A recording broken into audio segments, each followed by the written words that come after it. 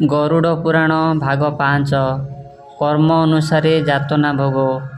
ବୈକୁଣ୍ଠପୁରରେ ବିଷ୍ଣୁ ଭଗବାନ ସିଂହାସନ ଉପରେ ଉପବେଶିଷ୍ଟ ଥିଲାବେଳେ ବୈନତେୟ ସେଠାରେ ପହଞ୍ଚି ନାରାୟଣ ଦେବକୁ ପ୍ରଣିପାତ କରି କହିଲା, ହେ ଦେବ, ମୋ ମନରେ କେତେକ ପ୍ରଶ୍ନ ଅଛି, ଯାହାର ଉତ୍ତର ଆପଣଙ୍କ ଶ୍ରୀମୁଖରୁ ମୁଁ ଶୁଣିବାକୁ ଚାହୁଁଛି। ସେହି ପ୍ରଶ୍ନଗୁଡ଼ିକ, ଯମପୁରରେ ପାପୀମାନେ ବହୁତ ଦୁଃଖ ପାଆନ୍ତି, କେଉଁ ପାପ ପାଇଁ କେଉଁ ଦଣ୍ଡ ଅଛି? ଯେଉଁ କାମିନୀମାନେ ନିଜ ସ୍ୱାମୀକୁ ଛାଡ଼ି ଜାରାପୁରୁଷଙ୍କ ସଙ୍ଗରେ ସଙ୍ଗମ କରନ୍ତି, ସେମାନେ କେଉଁ ଦଣ୍ଡ ଭୋଗ କରନ୍ତି? ଗରୁଡ଼ କହିଲା, ହେ ଅନ୍ତର୍ଯ୍ୟାମୀ, ଆପଣ ଏହି ଦୁଇଟି ପ୍ରଶ୍ନର ଉତ୍ତରକୁ ସଂକ୍ଷିପ୍ତରେ ମୋଠାରେ ଦୟାବହି କୁହନ୍ତୁ। ଏହା କହି ଗରୁଡ଼ ବିଷ୍ଣୁ ଭଗବାନଙ୍କ ଚରଣରେ ଲୟ ଲଗାଇ ବସିଗଲା। ଗରୁଡ଼ର ଭକ୍ତି ଦେଖି କମଳାର ବର ମଧୁର ବଚନରେ ଧୀରେ ଧୀରେ କହୁଛନ୍ତି, ହେ ପକ୍ଷୀରାଜ, ନରକକୁଣ୍ଡମାନଙ୍କର କଥା ଅଦ୍ଭୁତ ଅଟେ। ଯିଏ ଏହି ନରକକୁଣ୍ଡ କଥା ଶୁଣିବ, ତାହାର ଚିତ୍ତ ଶୋକରେ ଦ୍ରବୀଭୂତ ହୋଇଯିବ। 400 ଯୋଜନ ସ୍ଥାନରେ ଯମରାଜା ଏହି ନରକର ବିଚାର କରନ୍ତି। ଏହି ସ୍ଥାନରେ ନାନାଦି ପ୍ରକାର ନରକକୁଣ୍ଡ ଥାଏ। ଏହି 400 ଯୋଜନରେ ବହୁ ଗୃହମାନ ଅଛି। ଘରଗୁଡ଼ିକ ଦୂରରୁ ଦେଖିଲେ ସୁନ୍ଦର ଦିଶେ। ସେହି ଘରଗୁଡ଼ିକରେ ପୂର୍ଣ୍ଣ ଦଣ୍ଡ ପାଇଁ ପାପୀମାନେ ସେଠାରେ କ୍ରନ୍ଦନ କରୁଥାନ୍ତି। ଘରଗୁଡ଼ିକ ମଝିରେ ଗୋଟିଏ ସୁନ୍ଦର ପୁର ଅଛି, ଯେଉଁଠାରେ ଯମରାଜା ବିରାଜମାନ କରନ୍ତି। ପାପୀମାନେ ମଲେ ଯମଦୂତମାନେ ତାକୁ ବାନ୍ଧି ନେଇ ଯାଆନ୍ତି। ଯେତେବେଳେ ପାପୀମାନେ ସେହି ଗୃହରେ ପ୍ରବେଶ କରନ୍ତି, ସେଠାରେ ସେମାନେ କାନ୍ଦିବା ଆରମ୍ଭ କରିଦିଅନ୍ତି। ପାପୀର କ୍ରନ୍ଦନ ଶୁଣି ସେହି ପୁରରେ ଥିବା ଲୋକମାନେ ପାପୀ ନିକଟରେ ପ୍ରବେଶ ହୁଅନ୍ତି। ଯମପୁରର ଦ୍ୱାର ଦେଶରେ ଯେଉଁ ଦ୍ୱାରୀ ଥାଏ, ତାହାର ନାମ ଧର୍ମଧ୍ୱଜ। ପାପୀମାନଙ୍କର ପାଞ୍ଜି ଯିଏ ଦେଖନ୍ତି, ତାଙ୍କ ନାମ ଚିତ୍ରଗୁପ୍ତ। ଚିତ୍ରଗୁପ୍ତ ପାପୀମାନଙ୍କର ପାଞ୍ଜିକୁ ଯନ୍ତୁପତିଙ୍କ ନିକଟରେ ଦେଖାନ୍ତି। ଯମଦୂତମାନେ ପାପୀମାନଙ୍କୁ ନେଇ ଯମରାଜାଙ୍କ ନିକଟରେ ହାଜର କଲା ପରେ ଯମରାଜ ମନ୍ତ୍ରୀ ଚିତ୍ରଗୁପ୍ତକୁ ଆଦେଶ ଦିଅନ୍ତି ଯେ, ଏହି ପାପୀର ପାପ କେତେ, ପାଞ୍ଜି ଦେଖି କୁହ। ଯଦ୍ୟପି ଯମରାଜ ସବୁ ଜାଣିଥାନ୍ତି, ତଥାପି ମନ୍ତ୍ରୀ ଚିତ୍ରଗୁପ୍ତକୁ ପଚାରିଥାନ୍ତି। ଯମରାଜାଙ୍କର ଆଜ୍ଞା ପାଇ ଚିତ୍ରଗୁପ୍ତ ହାତ ଯୋଡ଼ି ପାପୀମାନଙ୍କର ପାପ ସବୁ ଯମରାଜଙ୍କୁ କହିଥାଏ। ଚିତ୍ରଗୁପ୍ତ ଏହିପରି କୁହେ, ନାସ୍ତିକ, ନିନ୍ଦୁକ ପ୍ରାଣୀ, ଦେବତା, ବ୍ରାହ୍ମଣ, ଗୁରୁଜନ ଠାରେ ଦ୍ରୋହ, ଶାସ୍ତ୍ର ବାଣୀକୁ ଯିଏ ନିନ୍ଦା କରେ, ମହାକୃପଣ ଯିଏ କୌଣସି ଦାନ ଦିଅନ୍ତି ନାହିଁ, ଯିଏ ନିଜେ ସୁସ୍ୱାଦୁ ଭୋଜନ କରେ ନାହିଁ, ନ ଖାଇ ନ ଦେଇ ଯିଏ ଧନ ସଞ୍ଚୟ କରି ରଖେ, ସବୁବେଳେ କାମ, କ୍ରୋଧ, ଲୋଭ ଆଉ ମୋହ ରଖେ, ସେ ମଧ୍ୟ ମହାପାପୀରେ ଗଣିତ ହୁଏ। ଚିତ୍ରଗୁପ୍ତ ଏହିଭଳି ପାପ କରିଥିବା ଲୋକଙ୍କ ନାମ ଯମରାଜଙ୍କ ନିକଟରେ କୁହେ। ଯମରାଜ ଚିତ୍ରଗୁପ୍ତଙ୍କ ଠାରୁ ଶୁଣି ପାପୀମାନଙ୍କୁ ବହୁତ ଜିଜ୍ଞାସା କରନ୍ତି ଓ କ୍ରୋଧରେ ରକ୍ତଚକ୍ଷୁରେ ଗର୍ଜନ କରି ପାପୀମାନଙ୍କୁ କୁହନ୍ତି, ଆରେ ପାମାର, ତୁ କ'ଣ ଜାଣିନାହୁଁ, ଯମପୁରର ବୋଲି ଗୋଟିଏ ପୁର ଅଛି। ପାପ କଲେ ଏହି ପୁରରେ ଦଣ୍ଡ ନିଶ୍ଚିତ ମିଳେ। ଧନୀ ହେଉ ଅବା ରାଜା, ପ୍ରଜା ହେଉ ଅବା ସାହୁ ବା ଖାତକ, ଏ ପୁରରେ ସମସ୍ତେ ସମାନ। ଯିଏ ଯାହା ଅର୍ଜନ କରିଛି, ତାହା ସିଏ ଭୋଗ କରିବ। ଯମରାଜା ପୁନଶ୍ଚ ପାପୀମାନଙ୍କୁ କୁହନ୍ତି, ଏଠାରେ କେହି ଜଣେ ବି ତୁମକୁ ଆହା ବୋଲି କହିବେ ନାହିଁ କି ସାହା ହେବେ ନାହିଁ। ଏମିତି ପାପୀମାନଙ୍କୁ ଗାଳି ଦିଅନ୍ତି ଯମରାଜ।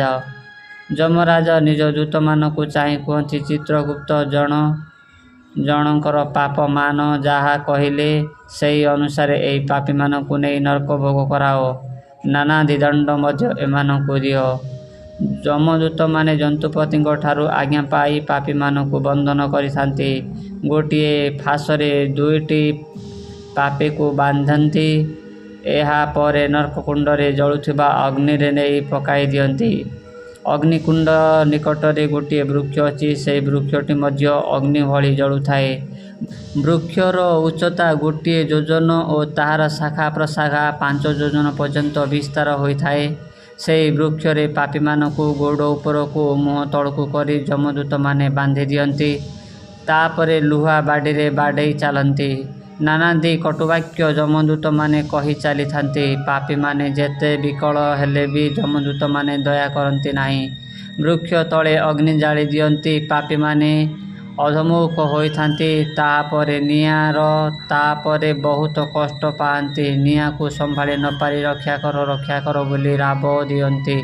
ପାପୀମାନେ ପୁନଶ୍ଚ କ୍ଷୁଧାରେ ଜଳଇ ପେଟ ତାର ନିରନ୍ତର, ତୃଷ୍ଣାରେ ଶୁଖଇ କଣ୍ଠ ତାଳୁ ଯେ ତାହାର। ଏହାପରେ ବି ପାପୀମାନଙ୍କୁ ଯମଦୂତମାନେ ପ୍ରହାର କରି ଚାଲିଥାନ୍ତି। ପାପୀମାନଙ୍କର ଦେହ ଫାଟି ରକ୍ତ ବହି ଯାଉଥାଏ। ବହୁତ ଭିନ୍ନ ହୋଇ ପାପୀମାନେ ଯମଦୂତମାନଙ୍କୁ କହିଲେ ମଧ୍ୟ ଦୂତମାନେ ତାଙ୍କର କଥା ନ ଶୁଣି ଲୁହା ଶାବଳରେ ପିଟି ଚାଲିଥାନ୍ତି।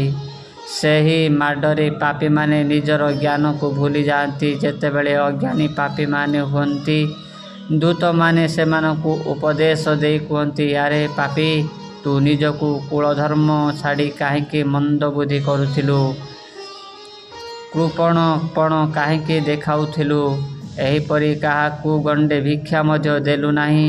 ଏଠାରେ ତୋତେ କିଏ ଖାଇବାକୁ ଦେବ? ତୁ ତ ବ୍ରାହ୍ମଣ, ବୈଷ୍ଣବ, ଭିକାରୀ, ଦୁଃଖୀ ରଙ୍କିଙ୍କର ଖୁଦ ମୁଠାଏ ବି ଦେଲୁ ନାହିଁ। ସେହି ମାଡ଼ରେ ପାପୀମାନେ ନିଜର ଜ୍ଞାନକୁ ଭୁଲି ଯାଆନ୍ତି। ଯେତେବେଳେ ଅଜ୍ଞାନୀ ପାପୀମାନେ ହୁଅନ୍ତି, ଦୂତମାନେ ସେମାନଙ୍କୁ ଉପଦେଶ ଦେଇ କୁହନ୍ତି, ଆରେ ପାପୀ, ତୁ ନିଜର କୁଳଧର୍ମ ଛାଡ଼ି କାହିଁକି ମନ୍ଦ ବୁଦ୍ଧି କରୁଥିଲୁ? କୃପଣପଣ କାହିଁକି ଦେଖାଉଥିଲୁ? ଏହିପରିକି କାହାକୁ ଗଣ୍ଡେ ଭିକ୍ଷା ମଧ୍ୟ ଦେଲୁ ନାହିଁ? ଏଠାରେ ତୋତେ କିଏ ଖାଇବାକୁ ଦେବ? ତୁ ତ ବ୍ରାହ୍ମଣ, ବୈଷ୍ଣବ, ଭିକାରୀ, ଦୁଃଖୀ ରଙ୍କିଙ୍କୁ ଖୁଦ ମୁଠାଏ ବି ଦେଇନାହୁଁ। ତୃଷ୍ଣାରେ ଥିବା ଲୋକଙ୍କୁ ପାଣି ଟୋପାଏ ଦେଇନାହୁଁ। ଏଠାରେ ପାଣି ପିଇବୁ କେମିତି? ମୂର୍ଖ ପାପୀ, କେବେ ଦିନେ ଦେବାଦେବୀଙ୍କୁ ପୂଜା କରିନାହୁଁ। ମନରେ ଗର୍ବ କରି ମନ୍ତ୍ର ବି ଜପିନାହୁଁ। ଯୋଗ କି ଯଜ୍ଞ କୌଣସି ଦିନ କରିନାହୁଁ। ବିଷ୍ଣୁ ନାମ ବି ସଂକୀର୍ତ୍ତନ କେବେ କରିନୁ। ଜୀବମାନଙ୍କୁ ଦୟା ବି ଦେଖାଇ ନାହୁଁ। ଗୁରୁଙ୍କର ମୁଖରୁ ମନ୍ତ୍ରକୁ ଅଭ୍ୟାସ ମଧ୍ୟ କରିନୁ। କେବେ ଦିନେ ତୀର୍ଥ ଭ୍ରମଣ କରିନୁ। ଏଠାରେ ଆସି ତୋତେ ଭୋକ ଲାଗିଲେ କିଏ ଅନ୍ନ ତୋତେ ଦେବ? ଶୋଷ ହେଲେ କିଏ ତୋତେ ଜଳ ଦେବ? ଦେଇଥିଲେ ପାଇଥାନ୍ତୁ, ଏହିପରି ତୁହି ଦେଇନାହୁଁ ଯେତେବେଳେ କିପରି ବା ପାଇ? ଯାହା ଅର୍ଜିଅଛୁ ତାହା ଭୋଗିବୁ ନିଶ୍ଚୟ। ବୃଥାରେ କିପାଇଁ କାନ୍ଦୁ ଆରେ ପାପାଶୟ? ଯମଦୂତମାନେ ପାପୀମାନଙ୍କୁ ଉପଦେଶ ଦେଇ କୁହନ୍ତି, ହେ ପାପୀମାନେ, ଯଦି ଗୁହାରି କରିବାର ଅଛି, ତେବେ ଶ୍ରୀହରି ଦେବଙ୍କୁ ଗୁହାରି କର। ଆମ୍ଭ ପାଖରେ ଗୁହାରି କଲେ କିଛି ସୁଫଳ ମିଳିବ ନାହିଁ। ଆମେ ହେଉଛୁ ତାଙ୍କର ଆଜ୍ଞାର ଚାକର। ଆମର କିଛି କ୍ଷମତା ନାହିଁ। ଦେବା ନ ଦେବା କଥା କାହିଁକି କହୁଛ ଆମ୍ଭକୁ?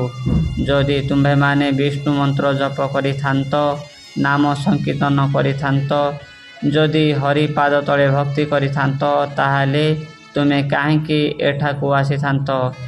ଯଦି ଠାକୁରଙ୍କଠାରେ ଭକ୍ତି ରଖିଥାନ୍ତ, ତାହେଲେ ତୁମ୍ଭେମାନେ ବୈକୁଣ୍ଠପୁରେ ନାନା ଭୋଗ କରିଥାନ୍ତ। ତୁମକୁ ଯମରାଜ ହାତ ଯୋଡ଼ି ତୁମ ଆଗରେ ଥାଆନ୍ତା। ଏହିପରି ଦୂତମାନେ ପାପୀମାନଙ୍କୁ ବୁଝାନ୍ତି। ପାପୀମାନେ ଦୂତମାନଙ୍କ ଉପଦେଶରେ ଟିକିଏ ଆଶ୍ୱାସନା ପାଇଥାନ୍ତି। ଯମଦୂତମାନେ ଏହା କହିବା ସହିତ ପୁଣି ନିଷ୍ଠୁର ଯାତନା ଦିଅନ୍ତି। କାହାକୁ ଅଗ୍ନିକୁଣ୍ଡରେ ପକାନ୍ତି ତ କାହାକୁ ତାତିଲା ଲୁହାରେ ପିଟି ଚାଲନ୍ତି। କାହାକୁ କରତ ଲଗାଇ ଚିରି ଦିଅନ୍ତି ତ କାହାକୁ କୁରାଢ଼ୀରେ ଖଣ୍ଡ ଖଣ୍ଡ କରି ହାଣି ପକାନ୍ତି। କାହାକୁ କାଣ୍ଡ ବିନ୍ଧି ଫୁଟାଇ ଦିଅନ୍ତି ତ କାହାକୁ ଆଖୁ ପେଡ଼ିଲା ପରି ପେଷି ଦିଅନ୍ତି। ଆଖୁ ରସ ବାହାରିଲା ପରି ପାପୀମାନଙ୍କ ଦେହରୁ ରକ୍ତ ବାହାରି ଆସେ। କାହାକୁ ତାତିଲା ତେଲ ଭାଣ୍ଡରେ ପକାଇ ଦିଅନ୍ତି। ତେଲ ଭାଣ୍ଡରେ ପଡ଼ି ପାପୀମାନେ ଦେହରେ ଫୋଟକା ବାହାରି ଯାଇ ବହୁତ କଷ୍ଟ ହୁଏ। କାହାର ହାତ ଗୋଡ଼କୁ ବାନ୍ଧି କୂଅରେ ପକାଇ ଦିଅନ୍ତି। ବରଫ ପର୍ବତ ଉପରେ ଲଙ୍ଗଳା କରି ବସାଇ ଦିଅନ୍ତି। କାହାକୁ ବ୍ୟାଘ୍ର ସିଂହ ଆଗରେ ଛାଡ଼ି ଦିଅନ୍ତି। କାହାକୁ କୃମି ଥିବା ନର୍କକୁଣ୍ଡରେ ପକାଇ ଦିଅନ୍ତି। କାହାକୁ ଚିଲ ଓ ଶାଗୁଣା ଆଗରେ ଛାଡ଼ି ଦିଅନ୍ତି। ପରଠାରୁ ଧନ ଆଣି ଯେଉଁମାନେ ଆଉ ଦିଅନ୍ତି ନାହିଁ, ଯମପୁରେ ସେହି ଜନ ତାହାକୁ ଧନ ମାଗେ ଓ କୁହେ, ସୁଧ ମୂଳ ସହ ମୋ ଧନ ଦେଇଦେ। ଯଦି ନ ଦେବୁ, ତାହେଲେ ତୋହର ମାଂସ ମୁଁ ଏହି ପୁରରେ ଖାଇବି। ଏହିପରି ମୁଁ ମୋହର ସୁଧ ମୂଳ ଆଦାୟ କରିବି। ଏହା କହି ହାତରେ ଛୁରୀ ଧରି ପାପୀର ମାଂସ ଖଣ୍ଡ ଖଣ୍ଡ କରି କାଟନ୍ତି। ଯେଉଁ ପାପ ପାଇଁ ଯେଉଁ ଫଳ ଅଛି ତାହା ଯମରାଜା ବିଚାର କରି ପାପୀମାନଙ୍କୁ ଦେଇଥାନ୍ତି। କେଉଁ ପାପୀମାନେ ରୌରବ ନରକ ଭୋଗ କରିବେ ତାହା ଯମରାଜା ଚିନ୍ତା କରନ୍ତି। ସତ୍ୟଯୁଗରେ ଏମନ୍ତ ବିଧାନ ଅଛି ଯେ ଜଣେ ପାପ କଲେ ସମସ୍ତେ ଦଣ୍ଡ ପାଆନ୍ତି। ତ୍ରେତୟା ଯୁଗରେ ଜଣେ ପାପ କଲେ ଗ୍ରାମବାସୀମାନେ ସମସ୍ତେ ଦଣ୍ଡ ପାଆନ୍ତି। ଦ୍ୱାପର ଯୁଗରେ ଜଣେ ପାପ କଲେ ତାହାର ବଂଶରେ ଯେତେ ଲୋକ ଥିବେ ସମସ୍ତେ ଦଣ୍ଡ ପାଆନ୍ତି। କଳି ଯୁଗରେ ଯେଉଁ ନର ପାତକ କରେ ସେହି ଏକା ପାପ ଭୋଗ କରେ, ତା ପାପ ଅନ୍ୟମାନେ କେହି ଭୋଗ କରନ୍ତି ନାହିଁ। ପାପ ବୃତ୍ତି କରି ଯେଉଁମାନେ କୁଟୁମ୍ବ ପୋଷଣ କରନ୍ତି ସେହି ବ୍ୟକ୍ତି ହିଁ ନିଜେ ନରକରେ ଘାଣ୍ଟି ହୁଏ। ପାପ ଧନରେ ଯେଉଁ ଜନ ନିଜ ପେଟକୁ ପୋଷେ ସେହି ଜନ ମଧ୍ୟ ନରକକୁଣ୍ଡରେ ପଡ଼େ। କୁଟୁମ୍ବମାନଙ୍କ ଜାଣିବାରେ ଯଦି ଜଣେ ପାପ କର୍ମ କରେ ଓ କୁଟୁମ୍ବମାନେ ଏହା ପାପ ବୋଲି ଜାଣି କିଛି କୁହନ୍ତି ନାହିଁ ତେବେ କୁଟୁମ୍ବର ସବୁ ଲୋକ ନରକକୁଣ୍ଡରେ ପଡ଼ନ୍ତି। କିନ୍ତୁ ଯଦି ଆପଦ ସମୟରେ କୁଟୁମ୍ବ ପୋଷିବା ପାଇଁ କିଛି ପାପ କରାଯାଏ ତେବେ ସେ ପାପର ଦୋଷ ନାହିଁ ବୋଲି ଶାସ୍ତ୍ର କୁହେ। କୁଟୁମ୍ବକୁ ସୁଖ ଦେବାକୁ ଯାଇ ଯେଉଁ ଜନ ପାପ କରେ ସେ ଶୂକର ଯୋନିରେ ଜନ୍ମ ହୋଇ ବିଷ୍ଠା ଭକ୍ଷଣ କରେ। ତାପରେ ସବୁ ଯୋନିକୁ ପ୍ରବେଶ କରି ବହୁକାଳ ପର୍ଯ୍ୟନ୍ତ ନରଦେହ ପାଏ। ସେହି ଦେହ ଯଦି କିଛି ଧର୍ମ କରେ ତେବେ ସେ ବୈକୁଣ୍ଠ ପ୍ରାପ୍ତି ହୁଏ। ବୈକୁଣ୍ଠପୁରେ ଥାଇ ଯଦି କିଛି ଅଧିକ ଆଶା କରେ ସେ ଜନକୁ ନରକ ଦର୍ଶନ କରିବାକୁ ପଡ଼େ। ଇତି ଶ୍ରୀ ଗରୁଡ଼ ପୁରାଣେ ବିଷ୍ଣୁ ଗରୁଡ଼ ସମ୍ବାଦେ ନୈମିଷାପାଖ୍ୟାନେ ଯମଯାତନା ନିରୂପଣେ ନାମ ଚତୁର୍ଥ ଅଧ୍ୟାୟ।